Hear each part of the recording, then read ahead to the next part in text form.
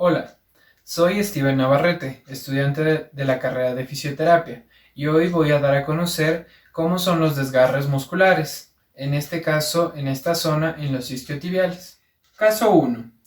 El paciente es un paciente de 30 años, futbolista, que refiere que mientras se encontraba en un partido, al patear la pelota, haciendo una flexión de cadera, sintió un tirón en la parte posterior del muslo, con mucho dolor.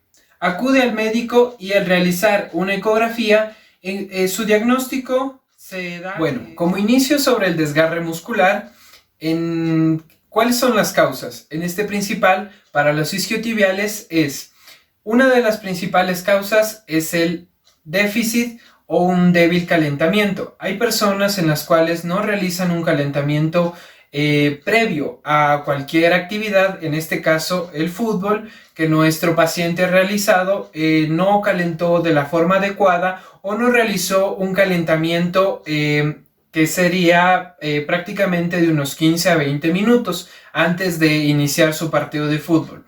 Otras cosas también es un acortamiento muscular, en el cual él tuvo durante el partido, el músculo no estaba conforme ante estos cambios bruscos que él iba a hacer durante el partido, el cual ese músculo no estaba en distensión, por lo cual generó este desgarro. Otra causa también es una fatiga física o psicológica. En fatiga física, ¿a qué me refiero? Es cuando el paciente o el individuo viene acarreando durante algún tiempo algún deporte que lo viene ejerciendo durante un tiempo prolongado. Este paciente, el cual tiene una fatiga muscular, y va a generar esto. También es otra causa un movimiento excesivo. En el movimiento excesivo, ¿a qué me refiero? Durante el partido él tuvo algún sentón mal, tuvo algún cambio de dirección incorrecta, lo cual hace que esos músculos se fuercen. Y también, como último, los golpes directos. Los golpes directos son los cuales durante el partido el individuo puede haber tenido algún golpe con otro adversario o con otro individuo, el cual genera, momentos después, genera un desgarre muscular, proceso de cicatrización muscular. El proceso de cicatrización muscular interviene en 3 fases, la cual iniciaremos con la primera fase. En la primera fase encontramos que las fibras van a tener un leve sangrado, o si es el daño del tejido es un poco más abrupto, va a ser un sangrado más abundante. También después de esto genera sustancias de desecho, las cuales son células muertas o líquidos que se ven acompañadas con inflamación y dolor. También produce una muerte isquémica debido a la lesión ocasionada que hay un bajo riego sanguíneo debido al daño del tejido que ocurre durante cualquier desgarro muscular. También en la inflamación hay una vasoconstricción de los tejidos, y a medida que esto avanza el tiempo va matando más células. También, ¿por qué mata más células? Debido a la poca oxigenación que éstas tienen, entonces van muriendo. También cabe recalcar que en este proceso, debido al lapso del tiempo que vaya avanzando, es el cual va a producir la inflamación o va a aumentar la inflamación. Continuando con la segunda fase, en esta segunda fase el cuerpo inicia unas labores de limpieza de residuos y el cuerpo comienza a cicatrizar la lesión. La cicatrización se asemeja como una tonalidad blanca o más gelatinosa, ya que comienza a restablecer las circulaciones sanguíneas como un proceso de reconstrucción de tejidos, y así a su vez también las fibras se van formando y acomodándose en la dirección correcta. Última fase o tercera fase, en esta fase es la fase de recuperación o cicatrización, el cual el tejido lesionado se encuentra las fibras desordenadas o de forma caótica, ya que esta cicatrización no es uniformemente. También, además, las fibras que las encontramos, como refiero, desalineadas o en una dirección incorrecta, ese tejido no es muy fuerte, ya que ese tejido, si en otra ocasión tiene una lesión igualmente de un desgarro muscular, ese tejido no va a resistir y va a lesionarse nuevamente. Pero además también con el tiempo, el propio cuerpo comienza a hacer que la cicatriz sea más fina y resistente. Además que las fibras toman su correcta dirección para que posteriormente a cuando nuestro paciente realice en su práctica del fútbol y realice un disparo hacia la portería flexionando la cadera, él no va a tener otra vez esta lesión, pero también previamente él debe de calentar y tomar algunos puntos claros para que no ocurran estas lesiones. Gracias. Cicatrización del tendón. En este caso observamos a una paciente de 55 años, secretaria de profesión, no realiza actividad física. Refiere que salió a jugar básquet con sus hijos y al intentar tirar el balón para encestar, sintió como una pedrada en la parte posterior del tobillo, específicamente en el tendón de Aquiles. Acude al médico, mismo que realiza una ecografía y observa una ruptura parcial del tendón. Generalidades del tendón. Tenemos que recordar que los tendones son estructuras anatómicas situadas entre el músculo y el hueso, cuya función es transmitir la fuerza generada por el primero hacia el segundo, para dar lugar al movimiento articular. Este va a poseer 3 zonas específicas a lo largo de su longitud: el punto de unión músculo-tendón, de tendón-hueso, y la zona media o el cuerpo del tendón. Está compuesto de colágeno en un 30%, de elastina en un 2% y de agua en un 68%. La vascularización del tendón es escasa. Va a tener zonas muy poco irrigadas, normalmente conocidas como la zona crítica lesional. Esta zona crítica lesional se va a encontrar en la zona media. Es un claro ejemplo de esto el supraespinoso y obviamente el tendón de Aquiles.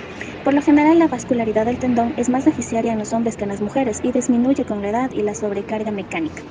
El aporte sanguíneo del tendón aumenta durante el ejercicio y ante los procesos de curación y se ve disminuido cuando es sometido a tensión o en determinadas zonas de flexión, torsión o compresión. Estamos frente a una tendinitis, propiamente dicha, ya que alude a una situación de predominio inflamatorio, como ocurre en lesiones de tipo traumático, laceraciones o desgarros, que es lo que está sucediendo con esta paciente.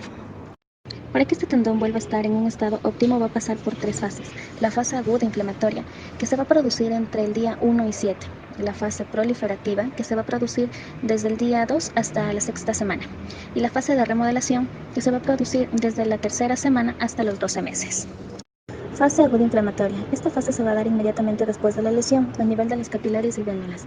Se produce una hemorragia, por lo que la actividad inicial del cuerpo será controlada formando un coágulo y reduciendo el aporte sanguíneo a la zona. A esto denominaremos vasoconstricción. Después se producirá una vasodilatación por la acción de la histamina y del sistema complementario. Recordemos que, químicamente hablando, la histamina es una amina que se va a encontrar en todos los tejidos. Va a estar promovida por la inmunoglobulina y las glándulas que esta contiene son almacenados en los mastocitos y los basófilos, que son células inmunitarias presentes en la piel y en las mucosas. Por tal motivo, lo más importante de esta fase es la presencia de leucocitos, neutrófilos, monocitos y células T, ya que cada uno de estos tiene un papel fundamental en la curación. La inflamación va a presentar hinchazón, eritema, aumento de la temperatura, dolor y pérdida de la función. Continuamos con la fase proliferativa. En esta fase vamos a encontrar distintas células reparadoras, como los fibroblastos, los fibrocitos, los macrófagos y las células endoteliales. Se inicia la migración celular dando sentido a todo el proceso reparador. Esto se va a deber a la presencia de factores de crecimiento producidos por las plaquetas y los macrófagos. A las 48 horas, la herida está cubierta de materia amorfa, hematíes, leucocitos, macrófagos y fibroblastos. A los 4 días, la población celular está constituida básicamente por macrófagos y fibroblastos. Estos van a ser muy importantes en la reparación tendinosa, ya que a partir de estos se va a producir el colágeno, las proteínas y la sustancia amorfa. Es decir, en la fase de proliferación vamos a caracterizar la presencia de distintas células reparadoras, como los fibroblastos, los fibrocitos, los macrófagos y las células endoteliales, anteriormente mencionadas. Entonces, a partir de aquí se inicia la migración celular, que va a ser clave en todo el proceso reparador y se va a regenerar una proliferación celular en el seno de la herida. Esta migración y proliferación celular se va a deber a ciertos factores de crecimiento producidos por las plaquetas y los macrófagos. La reparación tendinosa se va a producir gracias a los fibroblastos, responsables de la producción del colágeno, la proteína y la sustancia amorfa, que también ya lo había dicho anteriormente, que junto con los nuevos capilares y la matriz extracelular van a formar el tejido de la granulación. En este estadio final, esta fase predomina el colágeno tipo 3. Este se va a ir reemplazando progresivamente por el colágeno tipo 1. Eso es lo que se llama tejido de granulación, a la unión de los nuevos capilares con los fibroblastos y la matriz extracelular. Y por último tenemos a la fase de remodelación o a la fase de maduración. Esta es la fase más larga, va de la 8ª semana hasta la semana número 12. Las células disminuyen de manera progresiva al tiempo, que existe una mayor capacidad de síntesis y la matriz extracelular aparece mejor organizada. En esta etapa va a disminuir el número de macrófagos, de fibroblastos y de nuevos capilares. El colágeno aparece más denso y es exclusivamente colágeno tipo 1, aumentando así la fuerza tensil del tendón. Cuando hablamos de colágeno podemos distinguir 3 tipos: el tipo número 1, el tipo número 2 y el tipo número 3. El tipo número 1 va a ser el colágeno de un tendón sano. Esto se va a encontrar de forma abundante en la dermis, el hueso, el tendón, la dentina y la córnea. Cuando hablamos de un colágeno tipo 2, hablamos cuando ya se ha producido una lesión tendinosa, cuya principal función es la resistencia a la presión. Y cuando hablamos de un colágeno tipo 3, hablamos del sostén de órganos expandibles. Este es un tipo de colágeno delgado, de estructura débil, con una organización poco consistente y va a estar producido inicialmente por los fibroblastos después de una lesión tisular. Una vez finalizado todo este proceso de cicatrización, viene a continuación el tratamiento, y este tiene que estar orientado para prevenir la atrofia muscular y la articular. Entonces, de este modo, podemos darle al paciente una mejor calidad en cuanto a funcionalidad del tendón de Aquiles. Cicatrización de un ligamento. La cicatrización de un ligamento consta de 4 fases, que son inflamatoria, proliferativa, de remodelación y de maduración. La fase inflamatoria. Tras la ruptura, los extremos del ligamento se retraen adoptando un aspecto deshilachado, se forma una hematoma desde los vasos lesionados, los mediadores de la inflamación producen vasodilatación y aumento de la permeabilidad capilar, permitiendo la transudación de líquido y el reclutamiento de células inflamatorias. Los monocitos y macrófagos fagocitan la zona necrótica y producen factores angiogenéticos que estimulan la proliferación de yemas capilares. La segunda fase, la fase de proliferativa. Hay una multiplicación celular y síntesis de colágeno, en su mayor parte de tipo 3. Se forma un tejido de granulación en el que predominan los fibroblastos. Al final de esta fase empieza a predominar el colágeno de tipo 1 con disposición irregular. La fase de remodelación. Hay una disminución de la celularidad de la vascularización. El colágeno empieza a organizarse alineándose a lo largo del eje del ligamento y aumentando su resistencia a la tensión debido a la formación de enlaces cruzados. Y la última fase, la de maduración. Aquí se produce una remodelación del tejido cicatricial. Las líneas predominantes de fuerza inducen la disposición paralela del colágeno, con lo que adquiere mayor resistencia en esta dirección. Resumiendo lo expuesto, podríamos decir que los ligamentos cicatrizan a través de un mecanismo de regeneración, sellando el defecto mediante un tejido de colágeno, con características similares al del mismo ligamento lesionado. Mi nombre es Diego Chiliquinga y yo les voy a hablar del proceso de cicatrización de la piel. Nuestro cuerpo es una máquina completa y notable en el proceso de cicatrización, donde trabajan diferentes sistemas de nuestro cuerpo para reparar y reemplazar tejido desvitalizado.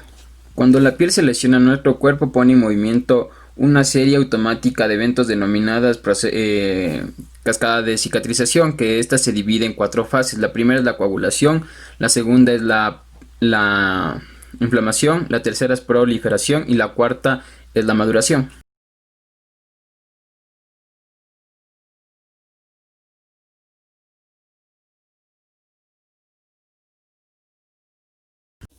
La fase 1 de coagulación. Comienza inmediatamente desde presentarse la lesión y su objetivo es detener la hemorragia. Aquí se activa el sistema de reparación de emergencia. Durante este proceso las plaquetas entran en contacto con el colágeno que dan una activación y agregación.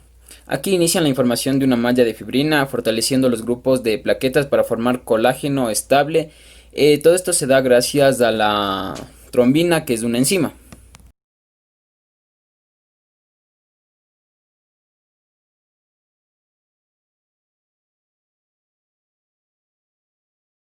Fase de inflamación. Se enfocan en descubrir las bacterias y eliminar residuos, preparando el crecimiento del tejido nuevo. Aquí los neutrófilos alcanzan su población máxima entre las 24 y 48 horas después de la lesión. Después de la desaparición de los neutrófilos, ingresan los macrófagos para seguir con el proceso de limpieza con de los agentes nocivos. Después de 5 a 6 días se puede presentar un edema, eritema, calor y dolor.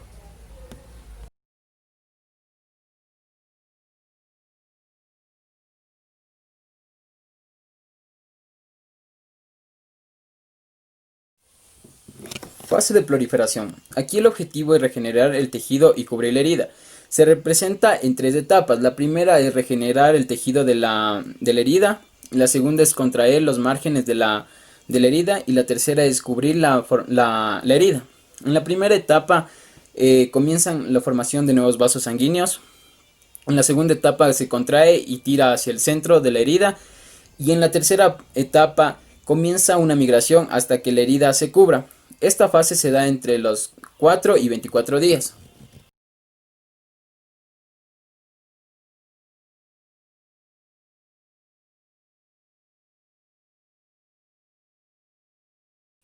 Fase de maduración. Aquí el tejido gana fuerza y flexibilidad lentamente. Las fibras de colágeno se reorganizan, el tejido se regenera y madura. Esta fase varía mucho de una herida a otra y suele durar de 21 días a 2 años. Gracias.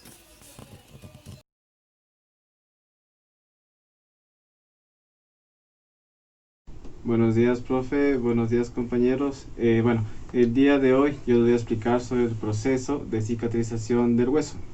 A continuación les voy a explicar cada proceso que tiene la cicatrización del hueso. Bien.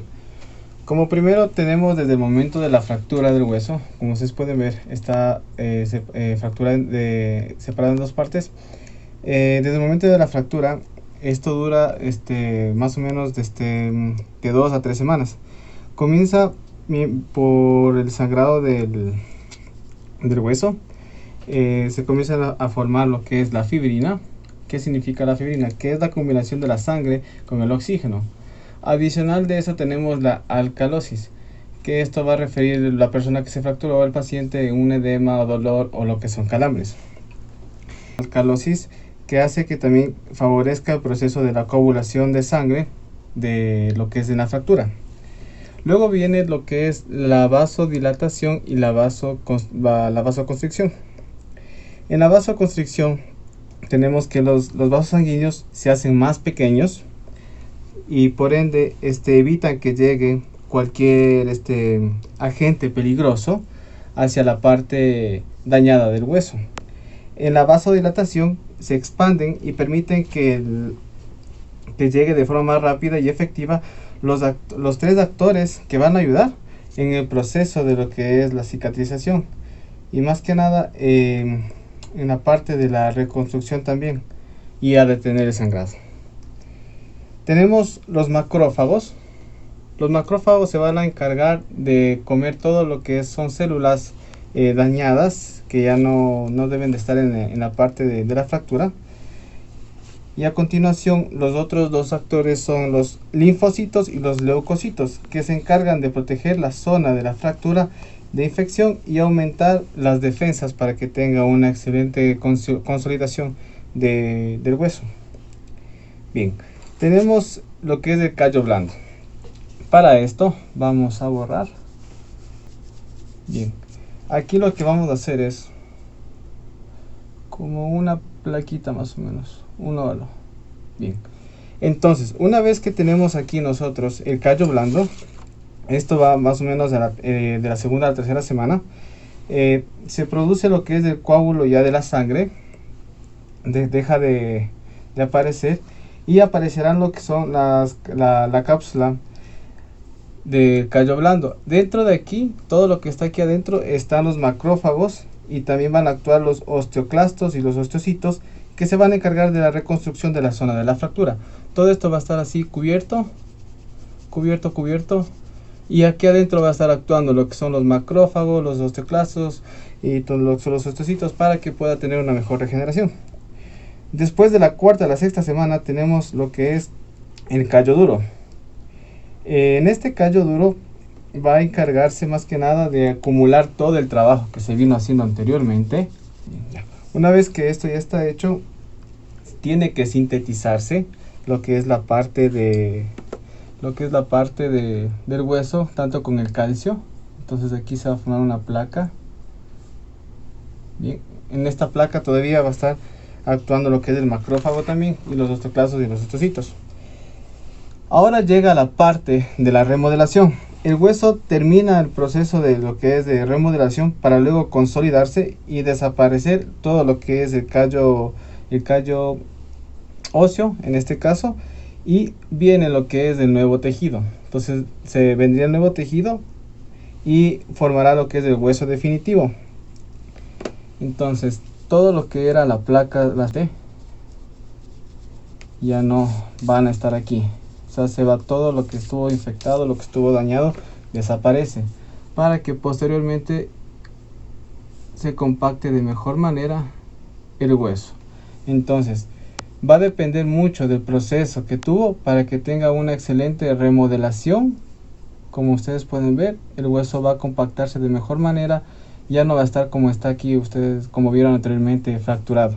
Entonces este tiempo de proceso de consolidación va más o menos, en general va a depender de qué tipo de hueso, si sea hueso largo o hueso corto, pero por lo general depende la recuperación de 3 meses.